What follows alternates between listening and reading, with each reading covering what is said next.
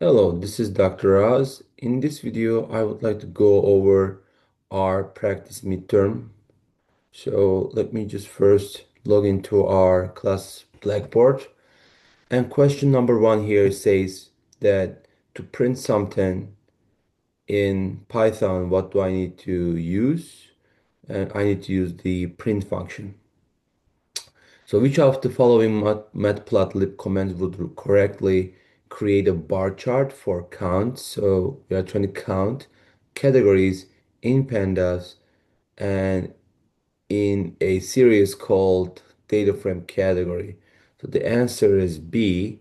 The reason is that we are trying to use the data frame that we store the data in this data frame and look at the column name called category, and then we count those numbers by dot value underscore counts function right here, value counts function. That's the function that we are using.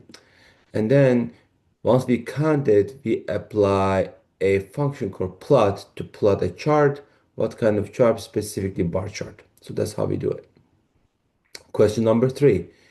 Which of the following commands correctly creates a histogram of the R study? So we want to create histogram 10 bins. To be able to do that, first of all, we need to again look at our data frame, which is like a worksheet in Python. And then we look at the column labeled as R's underscored studied. And then we apply the histogram function to this column and we specify number of bins as 10 bins. Okay. Question number four. Which function calculates the median of a panda series? So this called calculates the mode, mean, and we want to calculate the median. And we would like to use that function in this data frame that we created and specifically the column labeled as COL. Tukey's method defines the lower and upper fences as blah blah blah, and how we calculate IQR. IQR is quartile number 3 minus quartile number 1. Question number 6, Sharpe ratio. The formula for Sharpe ratio is we need to look at the average return for the investment that we have and then subtract the risk-free rate and then we divide standard deviation. Okay, so answer B. And if this is, for example, the daily, if you want to convert that to yearly, we multiply this number by square root of number of working days. Question number 7, standard deviation. How do we calculate standard deviation for the column labeled as? To be able to do that, we use, again, we look at our data frame and find the column called call duration minutes and then apply the standard deviation function. Question number 8. If the first quartile is 40 and third quartile is 60, and we are trying to detect the or find the upper fence for the Tukey's method. So first of all, we need to calculate IQR, interquartile range, which is Q3 minus Q1. 60 minus 40 will be 20. And then we multiply that value by 1.5. 20 times 1.5 is 30. And then to find the upper fence, we add the 30 to quartile number 3, which is 30 plus 60 is 90. Question number 9.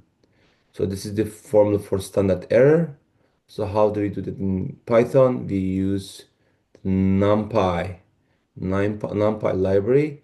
In that library, we use the square root function, sqrt. Question number 10.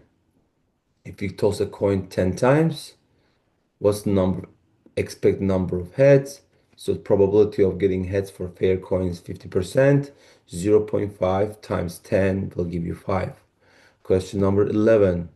Which Excel feature allows you to quickly summarize total sales by region in this data set?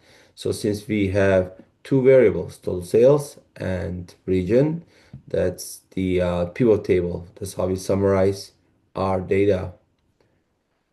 If average calories of serial is 110 and the median is 105. What kind of chart is this? So we talk in this class that the averages are impacted by the outliers or the tail of the distribution more. So that means that if the average is higher than median, that means that we have outliers that are big numbers. And that means that the tail of this distributions is located on the right side. That means that this graph is right skewed. Question number 13. If the distribution of call duration minutes is approximately normal, about 95% of the data falls within how many standard deviation? So this is 2. One standard deviation both directions will give you roughly 68%. Two standard deviations both directions will give you roughly 95% of the data. And three standard deviations from the mean for both directions will give you roughly 99% of your data. That's it for this video. Until next video, enjoy business analytics.